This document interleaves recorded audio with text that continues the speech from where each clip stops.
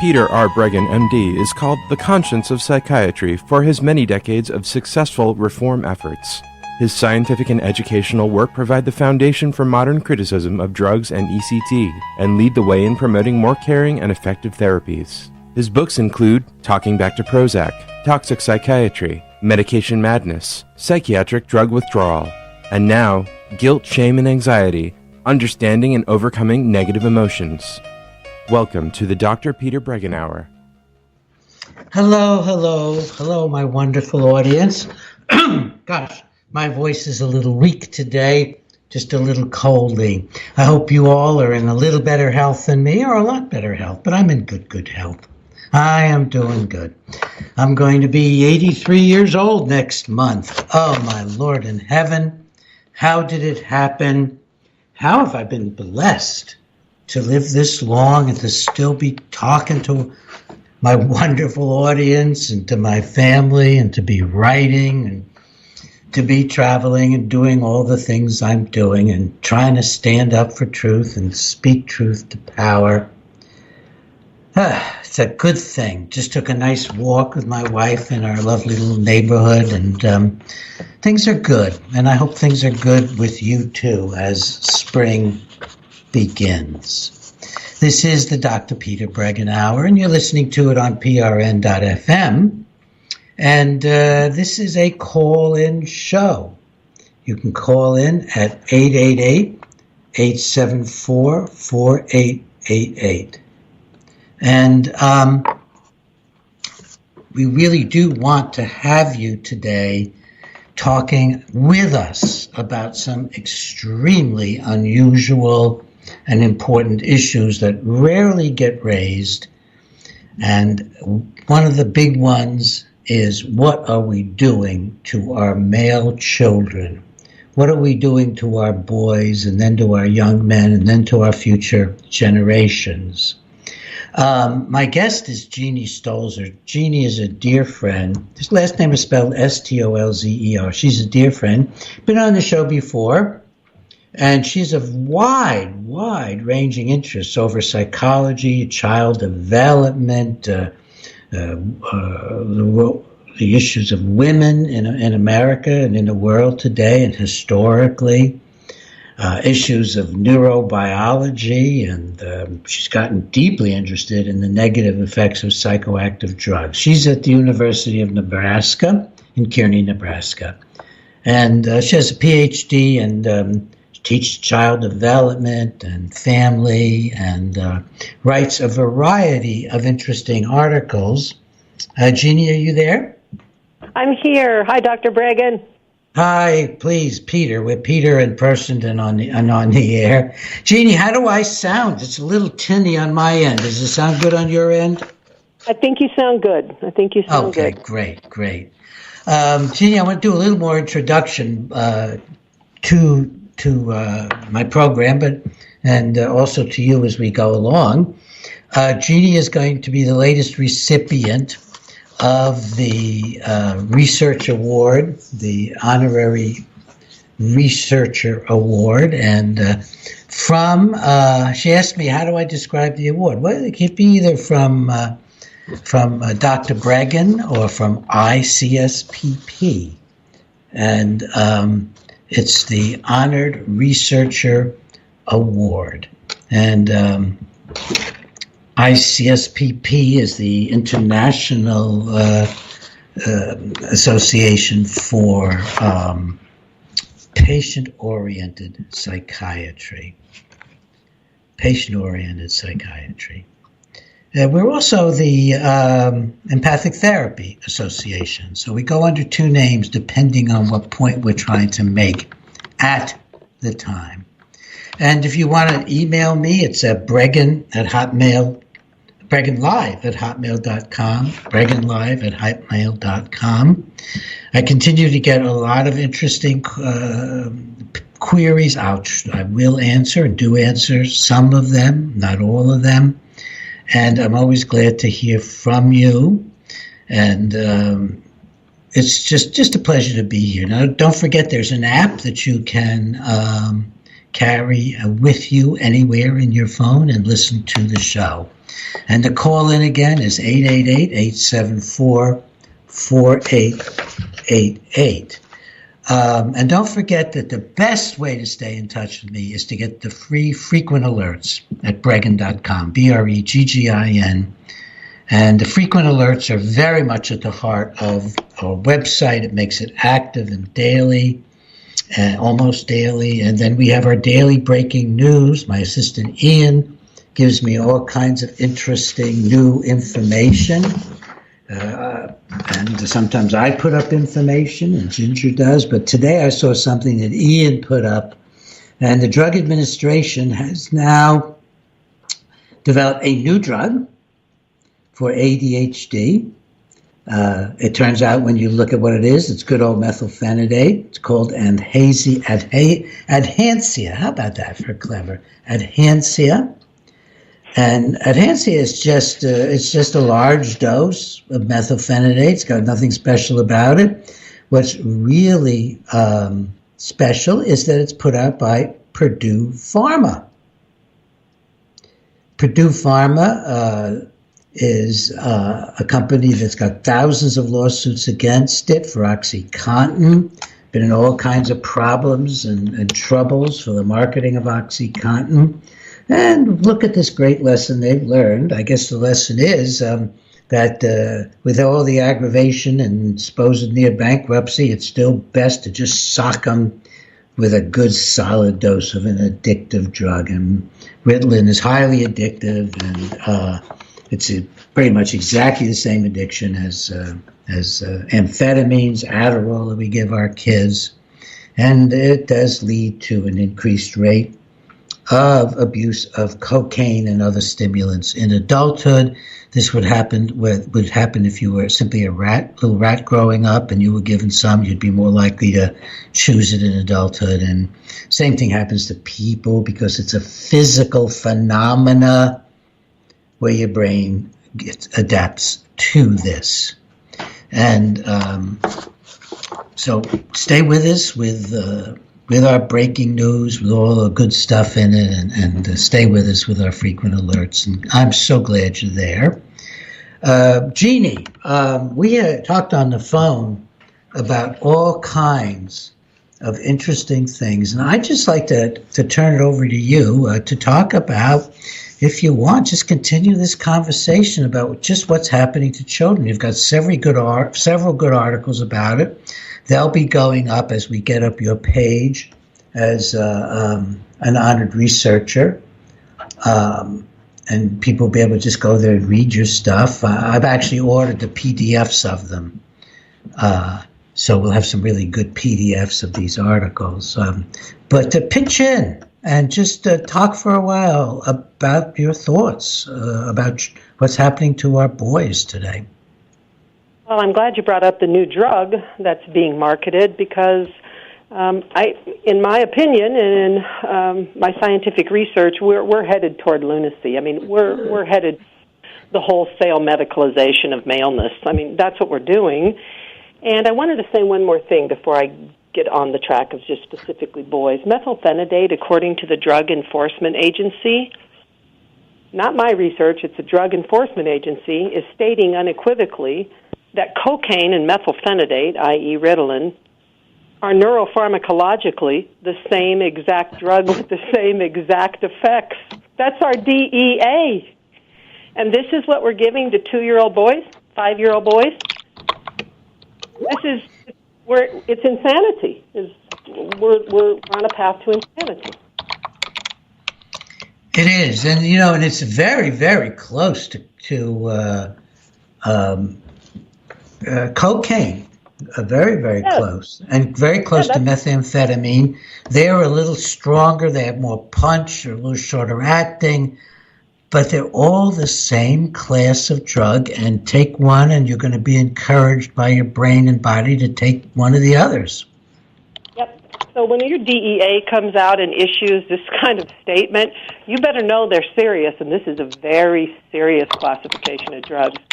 But with regard to the boyhood issue that's happening in our country, I think we can all agree that throughout the centuries, females have had a very difficult time. They couldn't vote. They couldn't own property. They could be abused. I mean, everybody knows it. It's true. But the assumption today in modern-day America, and we're just talking about America, that females are at a distinct disadvantage, particularly in institutions like education and the workforce. And the statistics just don't bear that out for the last 25 years. They simply don't. I mean, females are more likely to graduate with a degree, and I'm talking about any type of degree from a high school diploma to an associate's degree, to a bachelor's degree, to a PhD, to a JD, to an MD. And they're much more likely to attend college and to graduate from college. Our boys are really, really the ones who are languishing right now, and nobody's willing to talk about it. I think it's so off our politically correct script that we're sort of afraid to talk about this. And I talk about it a lot, and I do a lot of research in this area. So I'm one of those outliers that will talk about it, and I know it makes people uncomfortable, but it needs to be talked about. It simply does. Well, let's hear some more about it, Jeannie. What do you feel education's doing to young boys now? And we'll also talk about the diagnoses and ADHD and family life and so on. But let's kind of dig in deeper into what's happening to the boys in our educational system, attitudes of teachers, and so on. Okay, well, let's start off first with who are the teachers in our country. And as we all know, they're predominantly female. Females view male behavior with a much different lens than males view male behavior. That needs to be said first off. We also need to talk about something critical in this arena, and that is that for the first time in recorded history over the last 20, 25 years, teachers in our public school systems are now becoming brokers for the pharmaceutical industry by referring all these children on for psychiatric diagnoses. I went to school in a public school in America, and that was unheard of. Teachers weren't neurologists or psychiatrists or psychologists. They were teachers. So those are two really, really, really important points when we start wanting to examine the medicalization of boyhood in America. There used to be a debate. When I was in grad school, God, that's a long time ago. When I was in grad school, there was this huge debate going on about gender. And one side of the debate would say that gender is merely a social construct. You know, it's a social construct. It can be recalibrated at will. It's, manufactured by society. And the other side, the more bioevolutionary side, would say, no. It's our bioevolutionary heritage. Gender is not socially constructed. And they fought and they hated each other until the advent of neuroimaging studies, the CAT, the PET, the MRI. We know now, for a scientific fact, the majority of male and female brains are extraordinarily different. Now, of course, there's always outliers. There are female brains that look very male, and there are male brains that look very female, and they're fine. That's okay. They're just outliers. The norm is they're very, very different in particular areas. The prefrontal lobes, the frontal lobes, the basal ganglia. Even the pituitary gland is operating different. That fight or flight response, that fight response is much more engaged in males. And we don't want to talk about this because we want to say that there are no neurological correlates here. And the fact is there are many neurological correlates here. So that has to be talked about. It simply does. Boys and girls are different. I mean, they're really different. They're emotionally different. Psychologically, they're different. Physiologically, they're different. They learn different. They input different. They output different. They problem solve different. They're neurologically and hormonally, they're different in every way. And that flies in the face of this feministic behavioristic theory that's permeating our institutions of higher learning, and that's what our teachers are being taught. It's like we're ignoring evolution. I mean, very, very clearly, men and women adapted That is, they responded to the environment, and different genetic advantages were found for being a woman and for being a man in terms of human survival. So you have men being physically, in general, stronger, more aggressive, physically more aggressive at least. And you have women built for nurturing. They're softer, their shoulders and breasts are built for nurturing infants. And this is, this is so obvious. Why would one have to bring it up? It doesn't mean that a male or female has to be locked in someplace, but it does tell you a lot about how the human race, the human beings, how we evolved in order to grow and to survive. And I think we at least need to look at that and understand that before we throw it all away as if it's just all oppression of women, end story. You're bringing up such an important point. We have completely and totally thrown out of the equation bioevolutionary psychology. It's not there anymore. We don't discuss it because people will jump down your throat. And we have facts. We have science on our hands with neuroimaging. Really, we do. And we have science on our hands with testosterone. It is simply a biological fact that testosterone increases aggressiveness, territorialness, competitiveness. It just does. And you can wish it wasn't true. You can do all this, but it is true. And it's true across all cultures, across all mammals, and across historical time. I think one of the things we did, I think we've got two words confused. I think that may be at the root of all of this, and that is sameness and equality. Of course, we're all equal. We're human beings. We should be afforded the same rights to education and land ownership and to go into any profession and blah, blah, blah. But we're not the same. We're not. We have very, very different strengths, very different strengths. Again, there's always outliers, and they're beautiful and they're fine. They're just not the norm. We can't have this discussion without talking about economics. I mean, look at the people who are making money on the medicalization of maleness. I mean, the list is so long, I don't even know if we have time to talk about it. All the pharmaceutical companies are making hand-over-fist money with this. The schools are, as they get monies for each individual child who's labeled. And let's be honest, let's just talk about stats.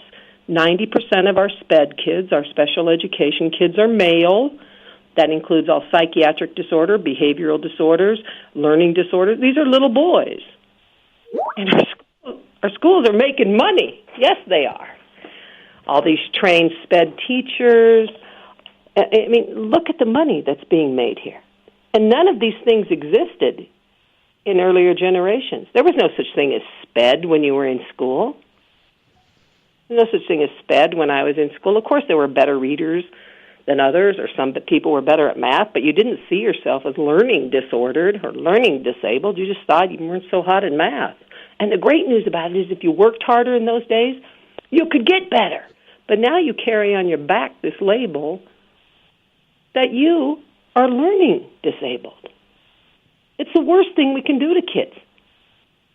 It absolutely is the worst thing we can do to children, to rob them of their agency, to rob them of self-efficacy. And us as adults are placing labels on learning disabled. What does that mean? Well, it means we're watching this steady decrease of males in institutions of higher learning where I teach every day. Graduation's in 3 weeks.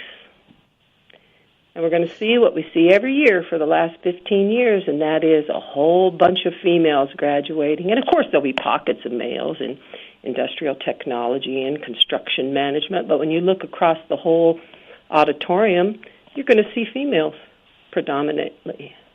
That's where we're at in America. Nobody's questioning it. Is that true throughout the educational system? Now, your school's a state school. Yes, right? It is true. And I remember when I went into the cafeteria with you, and the first time we met, we were having such a good time meeting each other, and I looked around and I said, Jeannie, don't you have any boys in this school? Do you have any young men?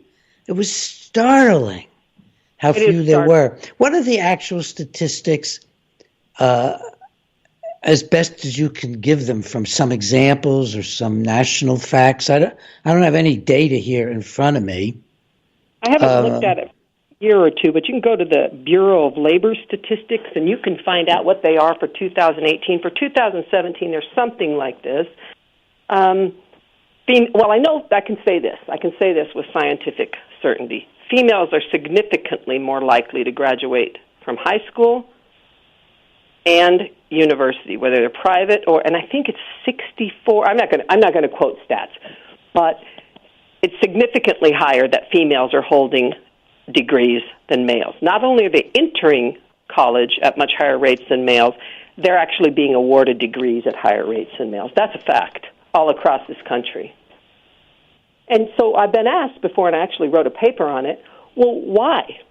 I mean, people have written about the discrepancies and what's happening to males, but they're not delving into why our males are not going to college.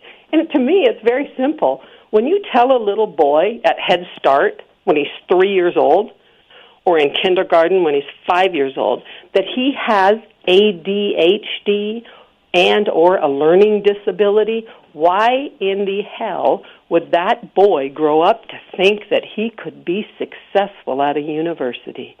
You pound it into his head for the last 12 years that he's disordered. And now he believes it. This is a travesty. What are we doing? And since sociological research shows us that women tend to marry up, meaning education-wise and money-wise, who are these women with PhDs and master's degrees going to be marrying? I mean, this has long-term effects. Good questions to ask. Politically explosive, I understand, but good questions nonetheless. Yeah, I grabbed some statistics off of Google, and 56% of students on campuses nationwide are women.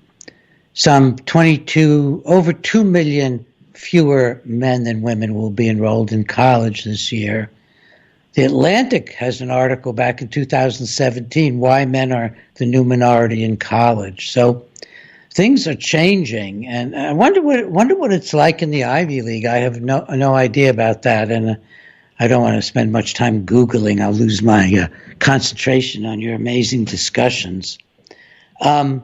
I think, do you feel like I do that there's a general, God, I hate to use this old laden word, but I won't use the old word, but a general knocking down of boys, just a general pushing them into a cookie cutter they don't fit in, and really making them feel relatively impotent.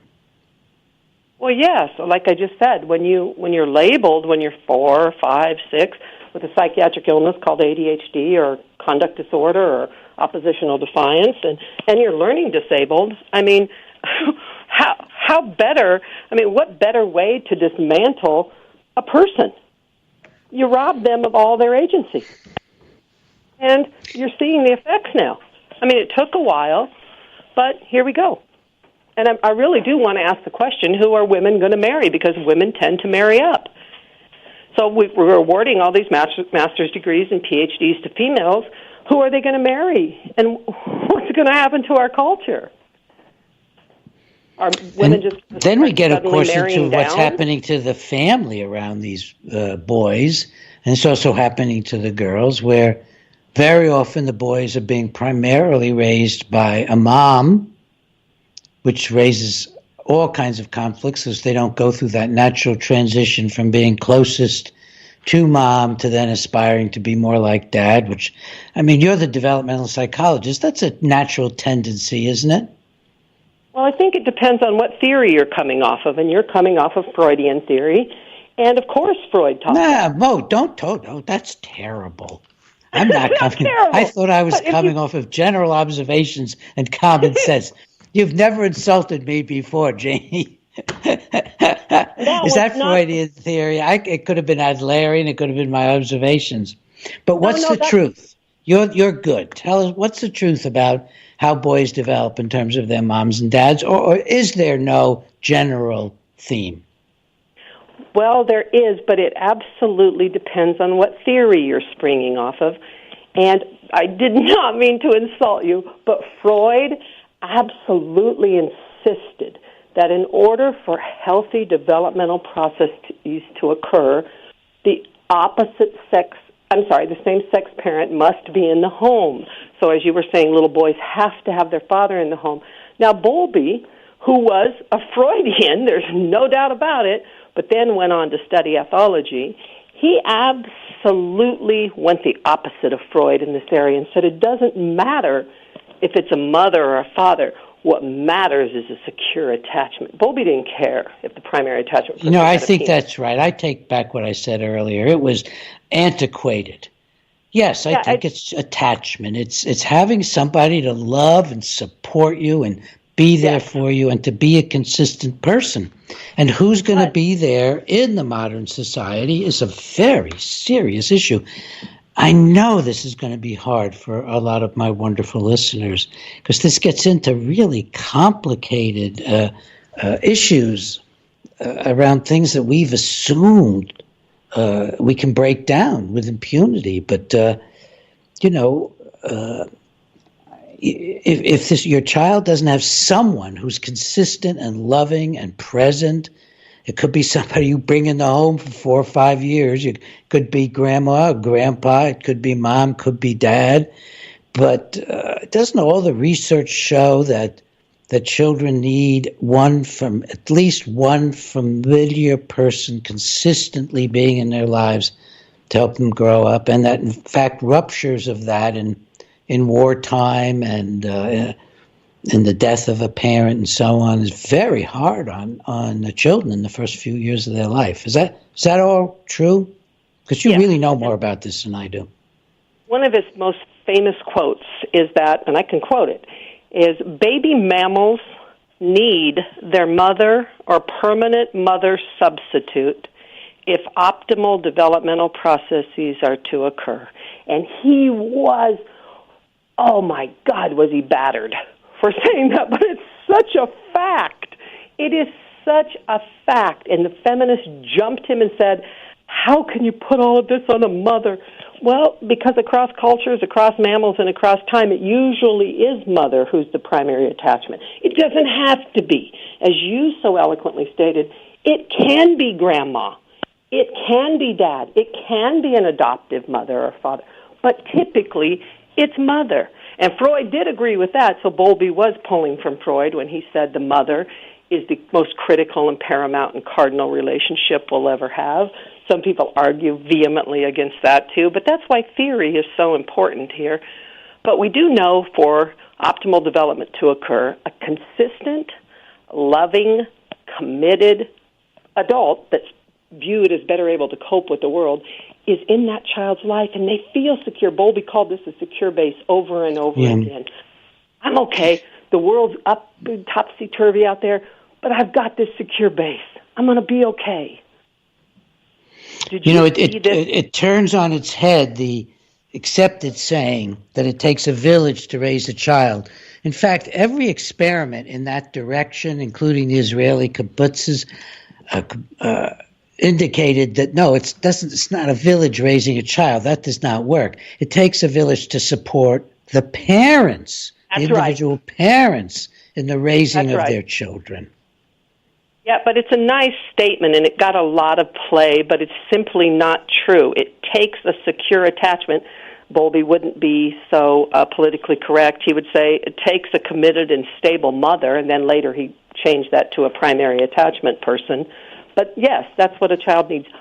I think one of the best ways to illustrate his findings, I know you've seen this because it's just so amazing. In England in the 1940s, when the Germans were bombing the holy heck out of London, they sent their children all out in the country because the countryside wasn't being bombed. So they sent their children out with strangers and to keep them safe. Well, some parents in England at the time said, "Are you crazy?" No. But the parents had to work. So, long story short, this is Bowlby's work. Those children who stayed in bomb-ravaged London with their secure base did much better emotionally, psychologically, over the next 30 years than those children who were out of harm's way with regard to the bombs who were with strangers. If that doesn't illustrate attachment theory, I don't know what does. The children who bombs were raining down on did better in the next 30 to 40 years psychologically because they were with their secure base. It's something to think about, but it also is a really scary thing because the majority, 77% of our infants are not with their secure base for the majority of their time. They're with an uninvested stranger at a daycare. That's where they are. And our policies fuel into that. So we're in a hell of a mess in this country is what's going on. Yeah, we're not telling women what they need to do for their own freedom and their own lives. But we do have to be honest about this and also about the nursing issue, which is how important nursing is. And it shouldn't be any surprise. We evolved over 2 or 3 million years, wherever you want to call the starting point of two-leggeds. And we evolved with being nursed by parents while we were old enough to walk around and begin feeding ourselves and playing with other children. It wasn't a 2-month affair, a 3-month affair. I think, Jeanne, you really taught me the most about that, about these studies and how much they show that before modern times, nursing went on for years and years. Absolutely, it does. And it does all mammals. I mean, it's a critical component of the mother-child bond. And so many people in modern-day America see breastfeeding as just nutrition. And, of course, it's fabulous nutrition. I mean, there's no doubt about that. It's the best nutrition an infant or a child could ever have. But it cements the bonding process. God or nature or whatever you think it is made it so skin-to-skin contact was essential, and eye contact. There's the beginnings of the secure base right there.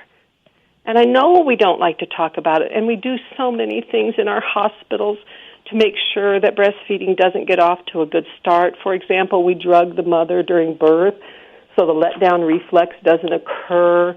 When she's pumped up with drugs, that cocktail of hormones that needs to occur in the maternal body for breastfeeding to commence can't, because she's under the influence of so many drugs. And then we take the baby away and put the baby in a nursery. I mean, try this with kittens. Drug the hell out of the mother when she's giving birth so she can't have a letdown reflex and won't produce milk, and then take the baby kittens away from her and see how well the breastfeeding relationship is established with the mother cat. We're going the wrong way. I mean, I know we think we're so high-tech and we've made such strides, and we have in some areas, but in other areas, we're really going backwards. Yeah, we get so arrogant. I remember one of my professors in med school in the 60s saying that we could perfectly reproduce mother's milk, and there was no reason for mothers to nurse. And just recently at one of my joint conferences that I put on with Pam Popper, well-known person to my listeners, I hope by now. And one of the conferences I heard a lecture that was in part about the responsiveness of the mother's immune system, even practically minute by minute, to the threats in the environment, and how that is then, though antibodies made, are then passed through the mother's milk to the infant who doesn't have a strong enough immune system to necessarily produce those antibodies. So in other words, the mother and her reactivity to the environment and her ability to produce her own antibodies becomes the antibody machine for the child in the specific environment they're in together. And this makes sense. All of this makes sense. And Now, again, I'm not telling anyone you're bad for making one choice or another. I mean, I think about, my choices I made in regard to getting divorced. I did it for myself, thinking that, everybody gets divorced, the kids do fine. Well, they don't.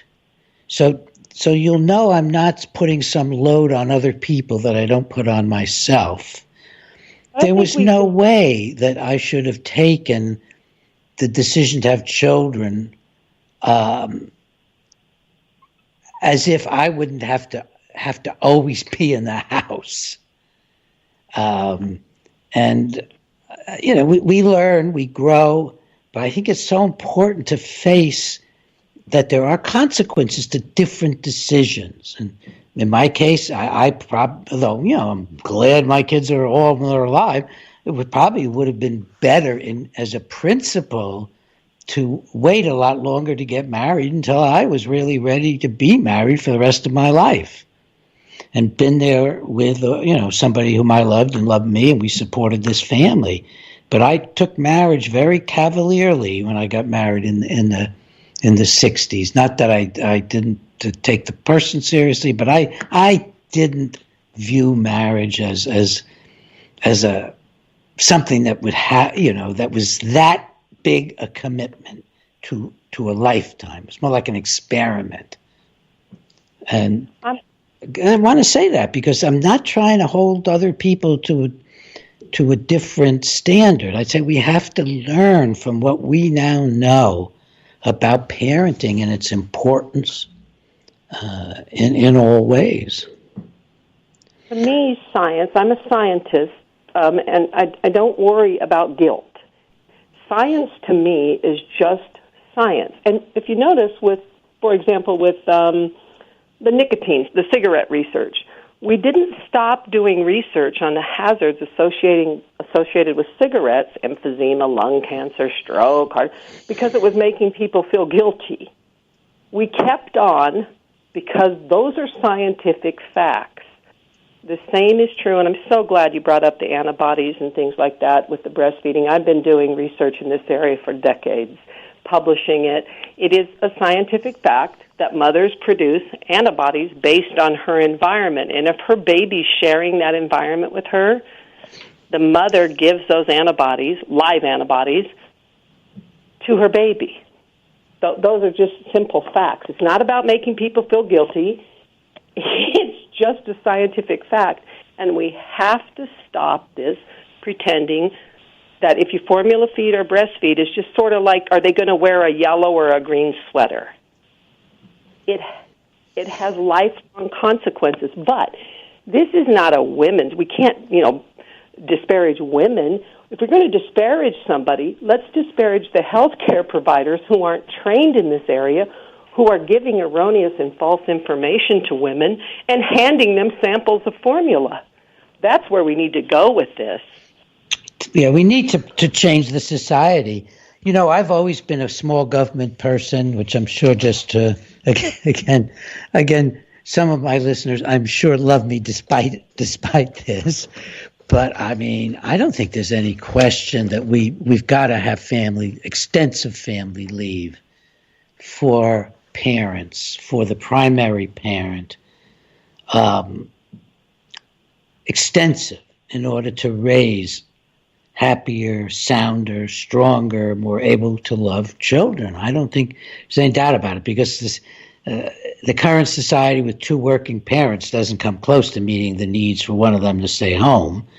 And it just isn't going to happen that way. And I think we need to have maybe on a state level, maybe just as grants to parents when they have a child, which happens in other countries. We have to make provision for a primary parent to say, I'm going to raise my children for a considerable period of time. I don't want to name an amount of time because I just don't know where to begin, because we're looking at a really difficult political and economic problem. But I think it would just add immensely to the strength of the family and of children growing up to do that. Well, one way we can do it, we can fund it, is the way other countries do it. And according to the Surgeon General of the United States, if we breastfed exclusively for 6 months, just 6 months, we would save $3.5 billion, that's with a B, $billion a year in health care costs alone. If we breastfed just exclusively, just for 12 months, according to the Surgeon General, we would save $7 billion a year in health care costs. So that $7 billion a year could insure a whole bunch of Americans. And I kind of cringe that I live in a country that can spend $4.2 billion on a new ship, on a new destroyer, but we cannot seem to find a way to pay maternity leave. It's upsetting to me, and it lets me know as a child developmentalist just exactly where our children are on the priority list. Our children have become just a marketplace. I mean, that's where they are on the priority list. What can we market to kids? Drugs, seductive clothing, violent and sexual entertainment, ADHD. They're marketing. That's what they are. More and more clear to me. I'm talking about it and thinking about it more and more. They're a marketplace, and they are not cherished. They are not encouraged to think of themselves, as responsible beings who can grow up and learn to make choices and become members of a relatively free society. They're not even taught about taking responsibility in society. I don't think that's taught anymore. I don't think it's there. Let's go to boys again. And yeah, I do. I want to say this before I forget. I know this is true. Throughout evolutionary time, our boys haven't changed a bit. The boy that's 4 years old right now in central Nebraska is the exact same as the boy who was born 7,000 years ago. I mean, the boys haven't changed. What's changed is our cultural perception of boyhood. That's what's changed. They haven't changed a bit. We are writing new scripts that this is a disorder, and that is pathological, and this constitutes a disability. What are we doing? Look at what we're doing. It's our boys. And then you have the American Psychological Association coming out with a quote that masculinity is harmful. Masculinity is harmful? What are you talking about? It's so unbelievable that I've lived this long to see this kind of lunacy, and it's pervasive.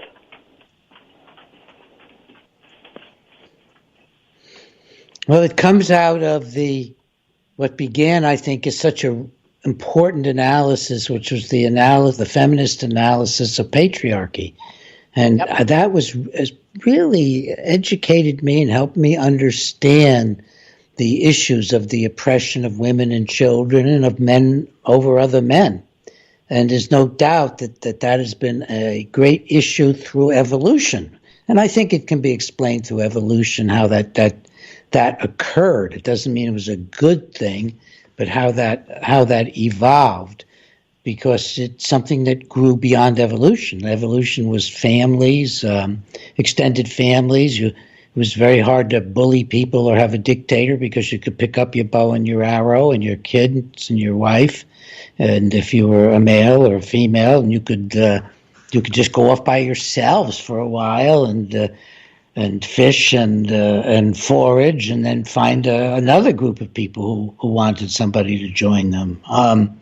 So you couldn't have these overwhelming institutions that we had once we started raising crops and goats and sheep and whatever else, and living close together and becoming very, very dependent on each other, and setting up institutions that then could be taken over by people.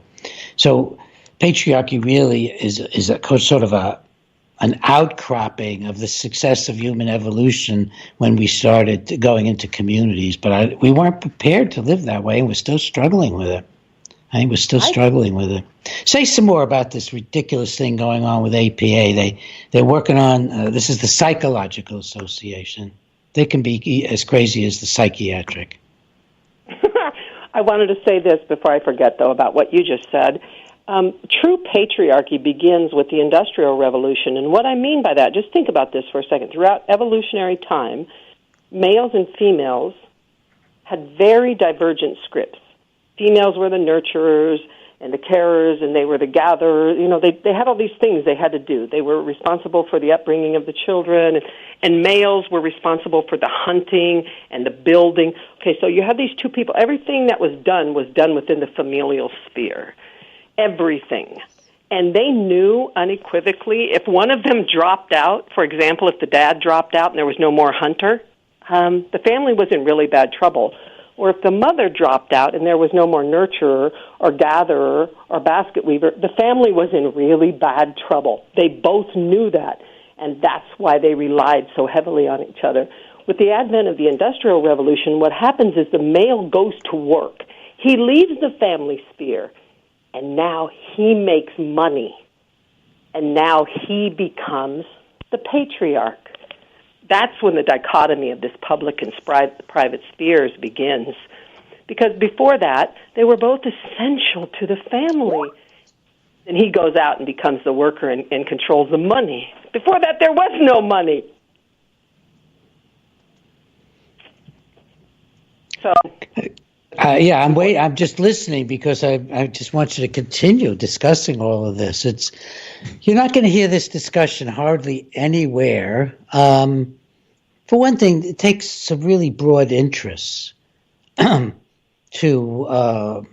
think about these things. You have to have been interested in economics and sociology and psychology and biology and evolution. And you have to have had a certain bit of a willingness to look beyond your ideology. Certainly my view of what we are as human beings really changed as I talked with people so closely in therapy, and as I began to read about relationship and how relationship was a key to human life. And that's where Bowlby had a big influence on me. Attachment theory. It was very interesting, folks. When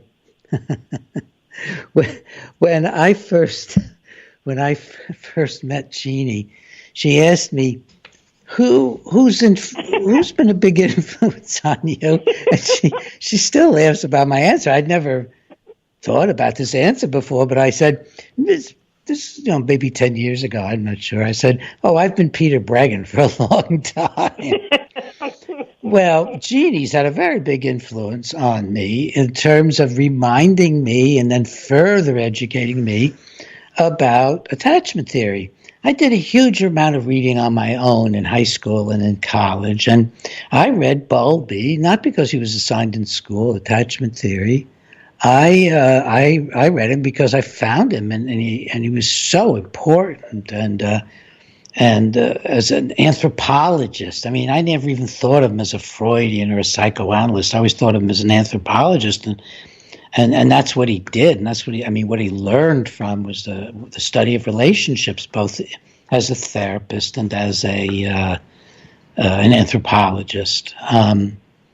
And so Jeanne really gave me a lot in that regard, and it's interesting that Jeanne and has had such a big influence on me, and you all know how much Pam Popper has had a big influence on me, and it's all within the last 10 years, taking me into deeper roots into good health and nutrition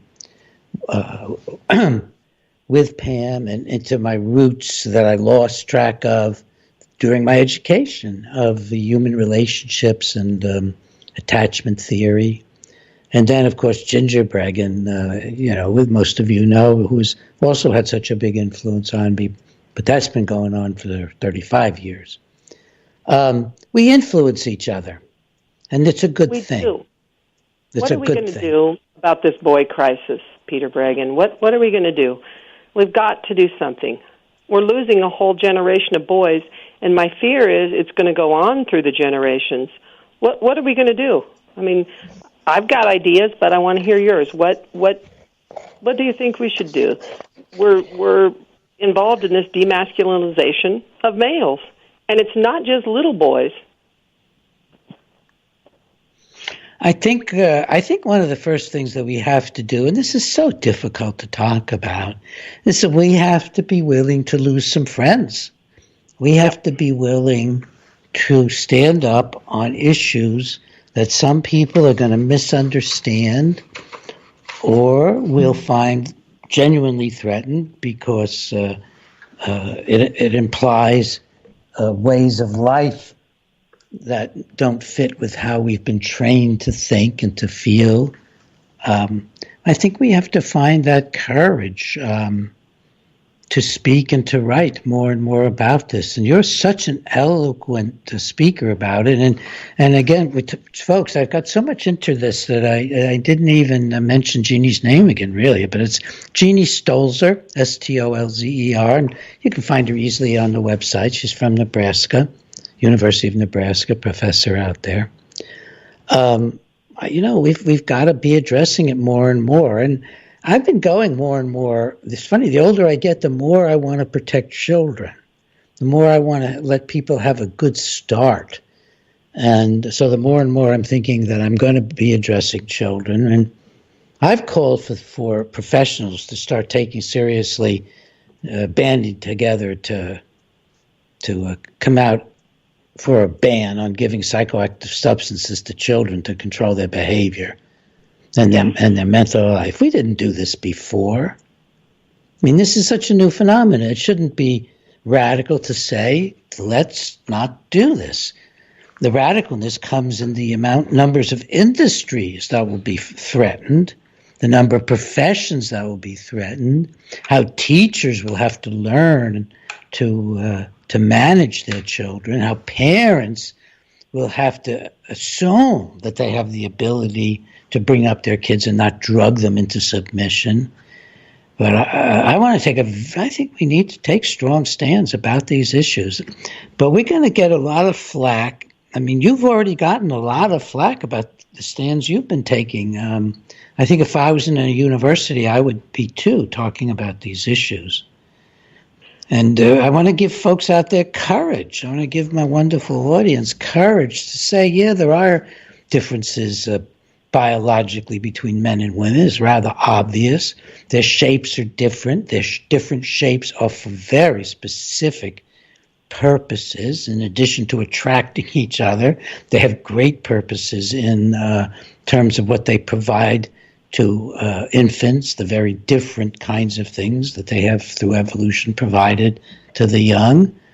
The male providing, protection and the building, as you said, of things and hunting. And since human beings have always been violent with each other, the males in your particular band or extended family had to protect you from other human beings as well as from animals, and that job fell mainly to the men, and the women provided more of the calories than the men did through their, I think in most societies, much more calories, by going out and taking the risks of foraging and being out together and bringing the kids with them and bringing them up along the way and raising them and carrying them.